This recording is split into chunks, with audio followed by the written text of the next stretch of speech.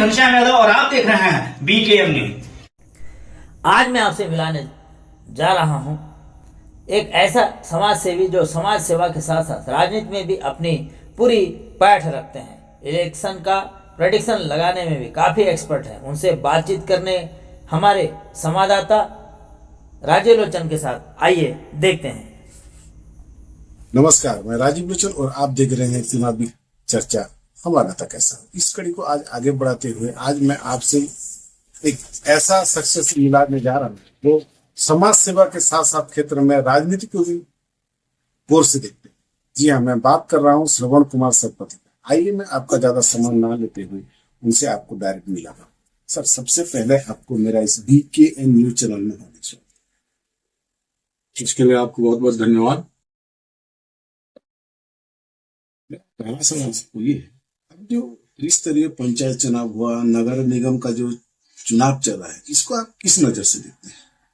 अभी पूरे छत्तीसगढ़ में त्रिस्तरीय पंचायत चुनाव का शोरगुल जोरों पर है, जहां पर जितने भी प्रत्याशी हैं, चाहे वो नगर निगम के हो चाहे पंचायत के, सभी के लोक लुभावने नारे, घिसी पिटे वादे चल रहे हैं, जिससे जनता को गुमराह किया जाता है और जनता को गुमराह करके उनसे वोट लिया जाता है।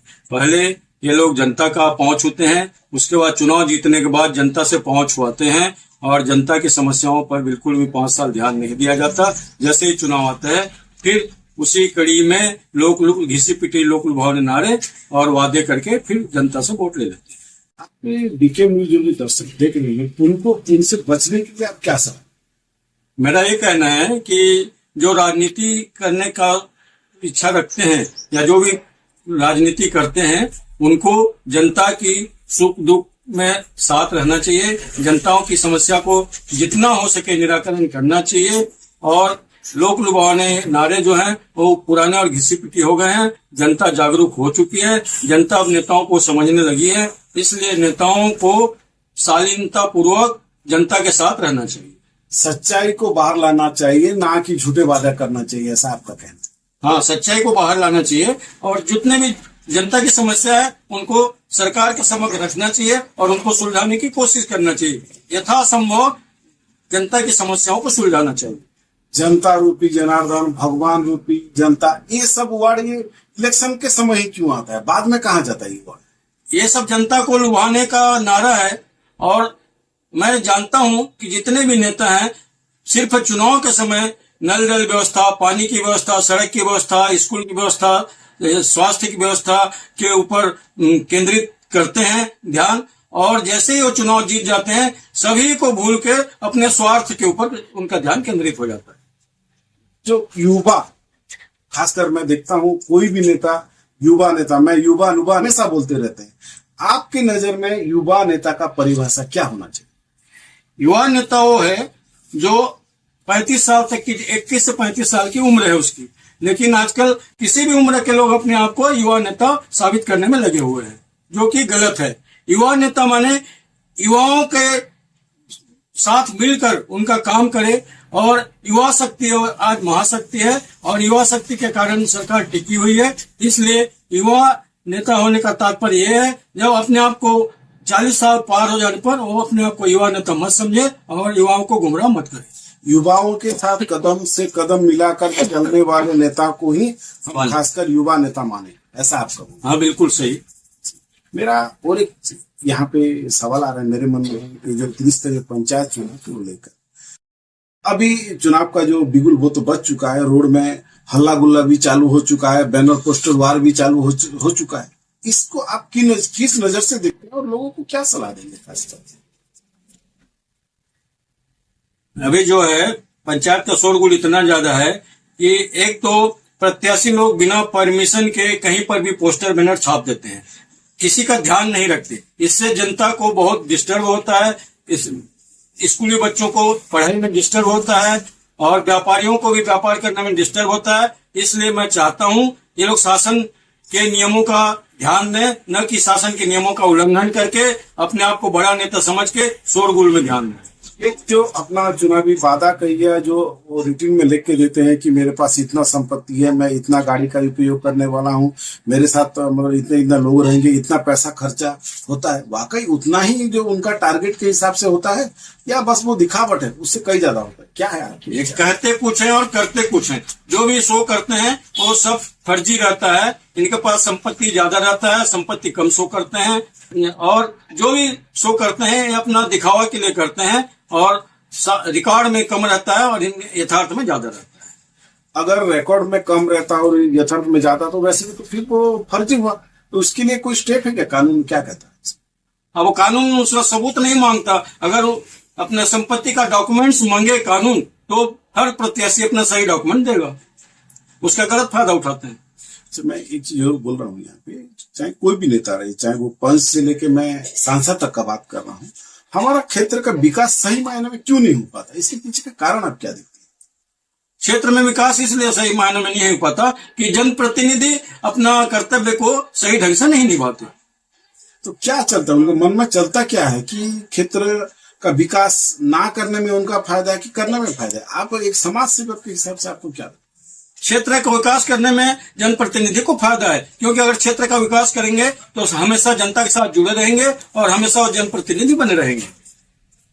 बहुत बढ़िया सवाल का जवाब दे रहे थे समाज सेवी सौरभ सर। तो बातचीत आगे भी जारी रहेगा। लोग तो एक छोटी सी ब्रेक। नमस्कार। ब्रेक के बाद मैं राजीव बच्चन आपका स्वागत करते हुए मेरे साथ बातचीत जारी है। तो बातचीत कर रहे हैं क्षेत्र के समाज सेवी श्रवण कुमार से। सर, मुझे एक चीज और बताइए, जो जिला पंचायत का भी चुनाव चला है हमारे क्षेत्र में, इसको आप किस रूप से देखते हैं और इनका रोल क्या है वाकई एक क्षेत्र का विकास करने के? अभी मेरे को देखने को मिल रहा है कि जिला पंचायत में जितने भी पूरे क्षेत्र में प्रत्याशी खड़े हैं, प्राय सभी नए प्रत्याशी हैं, और उन नए प्रत्याशियों को जीतने के बावजूद क्षेत्र में विकास करने के लिए काफी समय लगेगा, क्योंकि जो अनुभवी और पुराने राजनीति से जुड़े हुए रहते हैं उनको तकलीफ नहीं होती कार्य करने में, क्योंकि उनके पास शासन से जुड़ा हुआ रहता है और सभी अधिकारी वर्ग से संपर्क में हमेशा रहते हैं, इसलिए काम करने में उनके बनिस्बत नए लोगों को ज्यादा कठिनाई है। जिला पंचायत में भी पार्टी का इन्वॉल्व होना, इसका किस रूप से? नगर निगम की तरह अगर जिला पंचायत में भी पार्टी अधिकृत करती है किसी व्यक्ति को, तो बिल्कुल पार्टी का सिंबल होना जरूरी है। न तो पंचायत, न तो पार्टी जो अधिकृत करती है उसका कोई औचित्य नहीं है। तो जैसे नगर पंचायत में भी पूरा सिंबल दे दिया जाता है, ईवीएम में वहां पे वोट हो रहा है, यहाँ पे भी मेरे को लग रहा है कि अगर एक पार्टी उनको ऑक्युपाई किया है, अगर उनको वो सीटें किया है ना, अधिकृत किया है, तो सिंबल देना जरूरी है। सिंबल देना बहुत जरूरी है, क्योंकि सिंबल देने से जीत हार में काफी प्रभाव पड़ेगा। उनका रोल क्या रहेगा क्षेत्र के विकास को लेकर? एक जिला पंचायत के हिसाब से वो लोग क्या क्या कर सकते हैं, मेरे दर्शकों को?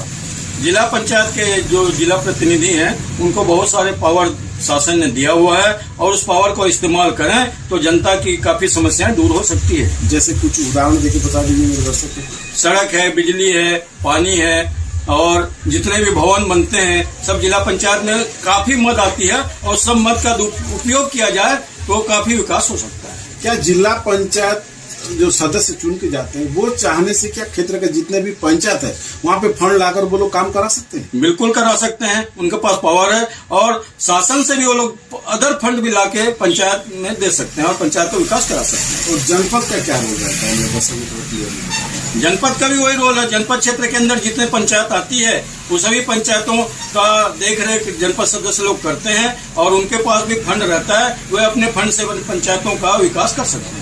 लेकिन मैं हर जगह देख रहा हूँ कि खुद सरपंच ही ठेका लेके काम कर रहे हैं। क्या इस पे गांव का विकास हो सकता है? सरपंच का काम है, कार्य योजना की वो रहती एजेंसी जो है सरपंच की होती है, इसलिए सरकारी मद जो भी आता है उसका कार्य सरपंच को सुचारू रूप से करना चाहिए।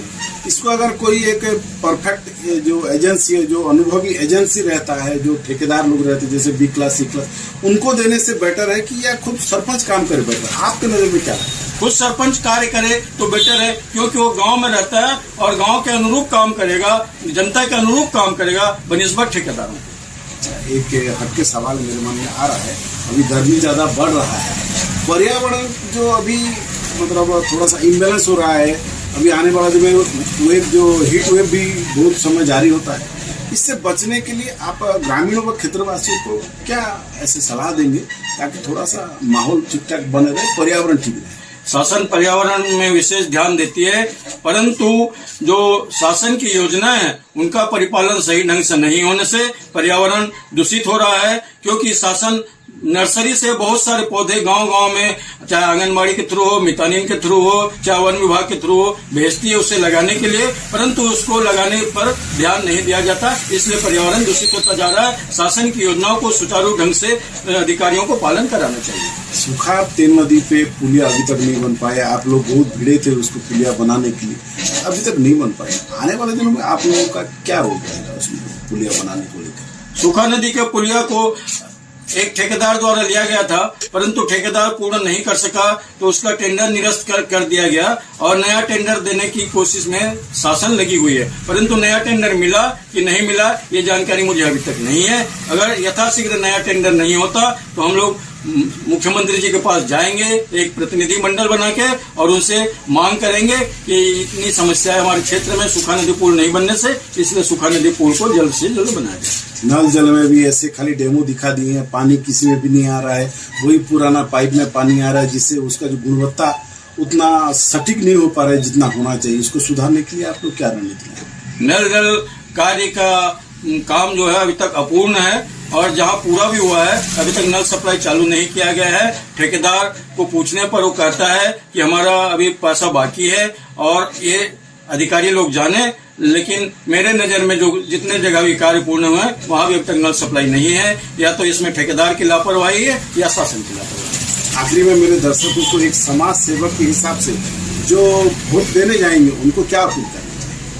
मैं जनता से हाथ जोड़ के निवेदन करता हूं कि वे योग्य और अपने बीच के जुझारू जमीन से जुड़े कार्यकर्ताओं को वोट देकर अपने क्षेत्र के विकास में, सर्वांगीण विकास में विशेष ध्यान देवें और सहयोग करें। ये थे समाज सेवी श्रवण सतपथी, बहुत बढ़िया बात कर रहे थे। वो लोगों को बता भी रहे थे कि किस तरह से जो मेंढक रूपी कुछ नेता रहते हैं, खाली चुनावी समय में ही दिखाई देते हैं, बाकी समय दिखाई नहीं देते, उस तरह के नेता से बचे और जो योग्य प्रार्थी है उनको ही अपना जो बहुमूल्य मत है उसको प्रदान करें। मैं राजीव बच्चन कल किसी और एक महान अतिथि से आपका मुलाकात करूंगा, तब तक देखते रहिए बीके न्यूज़। नमस्कार।